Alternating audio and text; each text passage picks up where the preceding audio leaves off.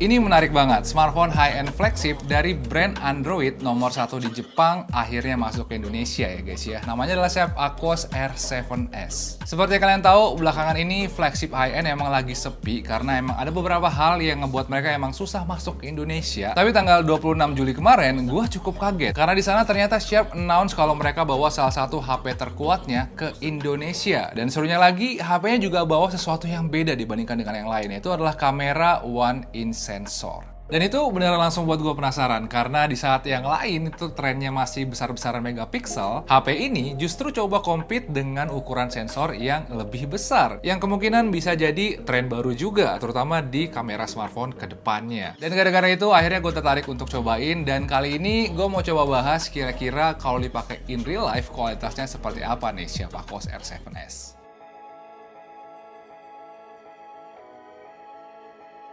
Oke, untuk HP-nya sendiri sebenarnya gue baru pakai HP ini selama beberapa hari doang. Tapi dari situ aja experience-nya langsung terasa beda banget kalau dibandingkan dengan flagship high-end yang biasanya gue bahas. Kayak pertama dari bodinya aja bisa dibilang ini vibes-nya paling unik sendiri. Karena di saat yang lain biasanya pakai desain kamera samping style boba, HP ini justru pakai kamera tengah yang desainnya itu mirip dengan lensa kamera mirrorless. Terus finishing dan warna bodinya juga nggak cuma kasih kesan elegan dan premium doang, tapi ini juga bahkan ngingetin gue dengan kamera pocket yang dulu sering gue pakai, dan itu kasih vibes yang unik banget selama pakai HP ini. Bagus atau enggaknya ini balik lagi ke selera masing-masing, tapi bagi gue pribadi gue cukup suka dengan desain kayak gini karena seperti kalian tahu selama ini hampir setiap hari gue kerja dengan kamera mirrorless, jadi gue cukup relate dengan desain kameranya. Dan yang kedua, gue juga suka ngeliat desain yang baru karena seperti kalian tahu desain flagship zaman sekarang kan dari dulu gitu-gitu aja, jadi udah mulai boring lah, jadi fresh aja nih desainnya. Terus fitur durability HP ini juga udah terhitung bagus. HP ini udah pakai material kelas high-end lengkap dengan sertifikasi ketahanan debu dan air yang tinggi. Fitur uniknya juga ada banyak, kayak contohnya dia punya fingerprint yang cuma butuh satu kali tap doang untuk register, padahal yang lain kan biasanya butuh sampai 10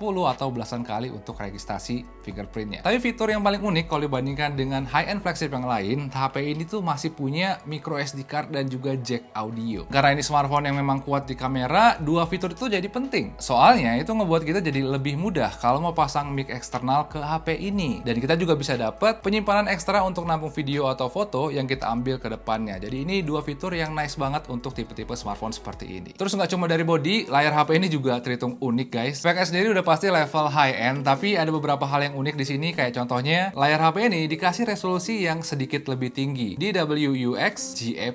Dan refresh rate-nya juga yang paling tinggi karena dia bisa sampai 240 Hz. Plus dia juga punya teknologi IGZO yang ngebuat konsumsi baterai dari layarnya jadi lebih irit dari biasanya. Untuk kualitas warnanya sendiri, layarnya udah 1 billion color, support Dolby Vision untuk fitur SDR-nya, dan punya stereo speaker juga. Jadi untuk nonton-nonton, ini experience-nya udah terhitung mantap selama gue coba. Nah, 240 Hz di layarnya ini bisa gue bilang unik banget. Yes, layarnya sendiri memang bisa nampilin gambar sampai 240 gambar per detik atau 240 fps. Tapi daripada layarnya dipakai untuk nampilin gambar 240 fps yang sebenarnya udah terhitung overkill banget untuk smartphone, ternyata mereka pakai 240 Hz di layarnya ini untuk ngurangin blur saat layar atau gambarnya itu bergerak, dengan cara nampilin 120 gambar per detik plus gambar hitam di antara 120 gambar tersebut. Jadi layarnya tuh nggak nampilin transisi antar frame yang biasanya itu mayoritas isinya cuma blur doang. Kalau di dunia monitor atau TV ini biasanya namanya adalah metode black frame insertion. Dan ini gue baru sadar sih, selama ini kan kalau kita scrolling sosmed atau yang lain-lain di smartphone, biasanya yang kita lihat tuh kan cuma gambar blur yang bergerak naik turun. Dan detail gambarnya sendiri itu baru kelihatan kalau kita berhenti scrolling. Nah, sedangkan di sini pas scrolling pun kita masih bisa lihat detail dari gambarnya. Gerakan gambarnya itu kelihatan lebih jelas di sini karena efek transisi blurnya itu udah jauh berkurang dengan metode black frame insertion yang tadi dipakai oleh dia. Dan sejauh ini gue baru ngerasain itu di sini doang guys, karena seinget gue brand-brand lain itu teknologi layarnya belum sampai ke level yang setinggi ini. Oke, sekarang kita lanjut ke kameranya. Bisa dibilang sih kalau dibandingkan dengan flagship high-end yang lain, sektor kamera dari HP ini emang ngebuat dia yang bener-bener terasa paling beda kalau dibandingkan dengan yang lain. Gue bilang itu karena di saat yang lain itu kan punya banyak kamera dengan megapiksel yang biasa sampai ratusan, HP ini justru cuma ngandelin satu kamera doang, tapi dengan sensor yang jauh lebih besar. Resolusinya sendiri 47 megapiksel dengan perekaman video up to 8K atau 8K. Secara teori ini bekerja berkebalikan dengan flagship high-end yang lain, karena di saat yang lain itu ningkatin kualitasnya dengan cara ningkatin jumlah megapikselnya, HP ini justru ningkatin kualitasnya dengan cara mengambil cahaya lebih banyak, yang selama ini memang jadi sumber data utama utama untuk gambar itu sendiri. Dan setelah dicobain, jujur-jujuran, gue kaget banget pas lihat hasil foto dan videonya karena di kondisi gelap sekalipun, ternyata gambarnya tuh nggak cuma super low noise doang guys, tapi dia juga punya bokeh natural yang lebih creamy dan lebih cantik juga kalau dibandingkan dengan smartphone biasanya. Dan ini hasilnya tuh bukan hasil mode portrait guys, tapi ini full mode auto yang nunjukin kalau kamera belakangnya memang punya bukaan dan sensor yang lebih besar dibandingkan dengan yang lain. Karena tanpa mode portrait pun dia bisa ngasilin bokeh yang kental kayak gini, dan ini keren banget. Terus walaupun dia punya bukaan dan juga sensor kamera yang besar, detail dari gambarnya juga masih terhitung mantap. Setelah gue lihat foto dan videonya, bisa gue bilang di sini efek sharpeningnya itu bisa dibilang hampir nggak kelihatan sama sekali. Dan itu ngebuat detail dari foto dan videonya jadi kelihatan lebih enak karena kelihatan lebih natural.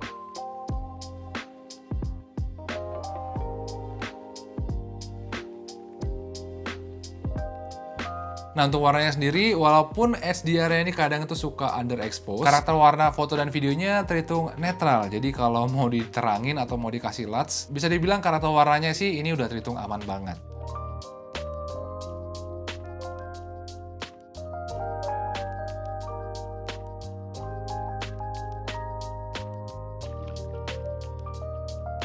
Terus untuk kemampuan zoomnya ini juga unik karena kameranya ini cuma satu dan view-nya itu sebenarnya agak lebar karena focal length-nya itu kecil guys, cuma 19 mm.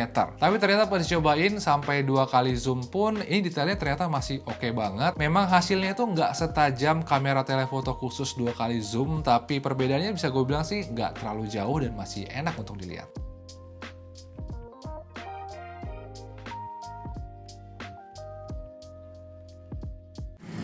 Nah, untuk videonya apa ini bisa record sampai 8K guys, tapi kali ini kita akan coba yang 4K 30 fps aja. Sekarang gue lagi di Sarinah jam 4 sore, jadi mau ngetes kameranya, ngetes di sekitaran sini kira-kira hasilnya seperti apa. Kalian juga bisa nilai gimana suaranya. Ini lagi di pinggir jalan guys, jadi emang berisik. Dan ini lagi agak backlight juga, soalnya ini gue ketutupan sama gedung, jadi agak adem ya. Dan kali ini kita akan coba jalan juga guys, karena aku juga mau ngetes kestabilannya seperti apa. Tadi sih gue udah coba sedikit-sedikit dan stabil, tapi kita coba nyebrang sekali lagi untuk lihat kestabilannya seperti apa.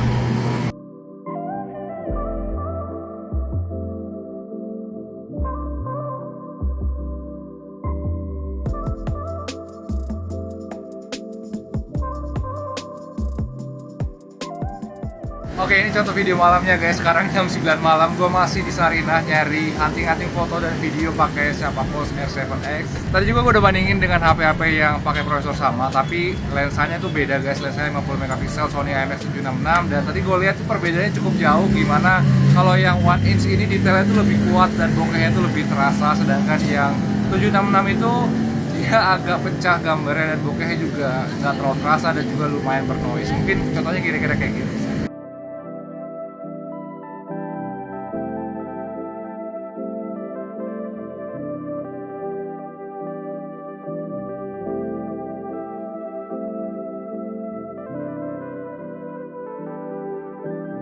Nah, untuk kamera depan ini kira-kira kayak gini guys. Ini 1080p 30 fps. Sayangnya dia nggak bisa 4K ya. Tapi kalian bisa lihat gimana hasilnya. Ini backlight banget guys. Gua berlindung di bawah gedung sana. Jadi mataharinya ketutupan, soalnya kalau di sana panas banget. Nanti dia juga punya image stabilization. Nanti kita coba jalan juga kira-kira kualitasnya seperti apa. Cuman ya guys, kalau dipakai untuk jalan-jalan 1080p 30 fps, kalian bisa lihat gimana hasilnya. Gua lagi nyebrang lampu merah. Jadi gua bisa jalan. Ya kira-kira gini guys, kestabilannya kalau dipakai untuk video malamnya kira-kira kayak gini guys. Pakai kamera depannya ini 1080p 30 fps, kalian bisa lihat ini highlight banget, tapi detail kamu masih kelihatan. Dan ya, menurut kalian gimana hasil foto dan video Xiaomi R7X? Langsung aja komen di bawah, ini berisik banget soalnya. Untuk kamera overall bisa gue bilang ini salah satu kamera paling seru yang pernah gue cobain untuk tahun ini. Gue bahkan ketagihan banget dengan kameranya karena karakter detailan bokehnya gue suka banget, karena ini emang agak mirip dengan kamera mirrorless. Sampai-sampai gue bahkan sempat mikir ke depannya tren smartphone tuh bakal berkembang ke arah sini guys. Karena bayangin aja kalau misalkan nanti ada kamera 1-inch sensor yang resolusinya 200 megapiksel, atau mungkin ke depannya ada yang buat aksesoris lensa zoom untuk kamera kayak gini. Bisa jadi ke depannya itu smartphone itu nggak butuh sensor kamera 3 atau 4 4 sekaligus dalam satu HP. Tapi bisa balik lagi pakai satu sensor kamera doang kayak di Sharp Aquos R7S ini, karena emang itu udah kuat banget. Terus untuk baterainya sendiri, kemarin gue udah cobain dengan tipe pengetesan gue, yaitu tanpa WiFi dan pakai HP ini untuk multimedia sehari-hari. Dengan kapasitas baterai 5000 mAh, bisa dibilang daya tahan baterai HP ini sama awetnya dengan flagship Android besar yang selama ini gue cobain. Dimana daya tahan baterainya itu masih terhitung awet banget, karena dalam sehari pakai dia masih bisa dapat waktu screen on time sekitar 6-7 jam. Terus untuk chargerannya, HP ini punya dua opsi. Yang pertama, dia udah support dengan Qi wireless charging. Jadi kalau kalian punya wireless charging di rumah, itu bisa dipakai untuk ngecas HP ini dengan wireless charging. Dan yang kedua, dia juga udah support dengan 27 watt fast charging yang butuh waktu sekitar 30 menit untuk ngecas dari kondisi low bat ke 50% dan 1 jam 30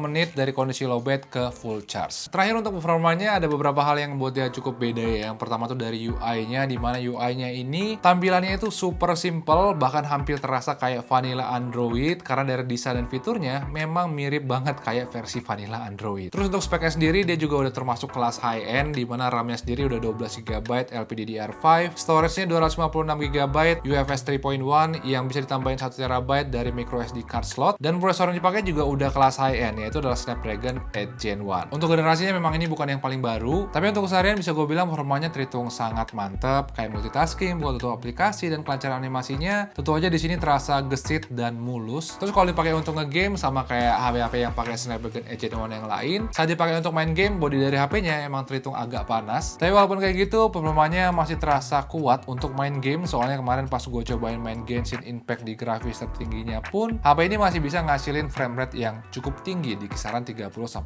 fps. Jadi ya gue rasa sih mereka pasti pakai Snapdragon 8 Gen 1 karena emang mereka ngincer image processing dari prosesornya yang emang udah kelas high end. Dan itu penting karena HP ini emang butuh itu untuk dapetin hasil foto dan video yang bagus dari kameranya yang memang punya spek yang kuat banget. Oke, kesimpulannya sih setelah cobain HP-nya selama beberapa hari, jujur gue happy banget dengan experience-nya karena di sini banyak experience baru yang sebelumnya belum pernah gue temuin di flagship-flagship yang lain. Terutama kameranya, ini seru banget, beneran buat gue ketagihan karena dibandingkan dengan smartphone lain, ini karakternya memang yang paling mendekati kamera mirrorless, layarnya juga canggih, dan performa plus bodinya juga udah kelas high-end banget. Ini emang flagship banget sih. Untuk harganya sendiri, kemarin HP ini dijual dengan harga 15 juta di Erafone dan online official store-nya Sharp, dan menurut gue itu harga yang masuk akal. Soalnya setahu gue smartphone yang pakai 1-in sensor kamera dengan spek RAM dan ROM yang sama, biasanya harganya bahkan bisa lebih mahal dari ini, dan itu pun nggak resmi karena mereka emang nggak ada yang masuk ke Indonesia. Ini yang pertama soalnya. Jadi kalau kalian emang pengen nyobain 1-in sensor kamera di smartphone tanpa perlu gambling,